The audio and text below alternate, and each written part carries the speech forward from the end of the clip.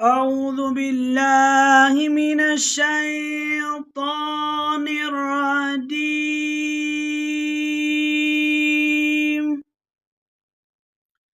بسم الله الرحمن الرحيم.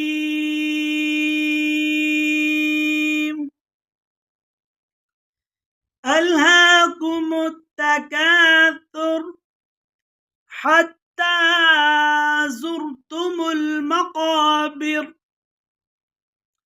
كلا سوف تعلمون، ثم كلا سوف تعلمون، كلا لو تعلمون علم اليقين لترون الجحيم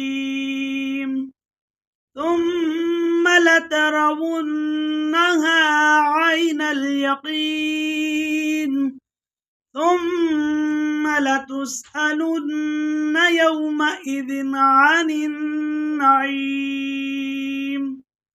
صدق الله العظيم.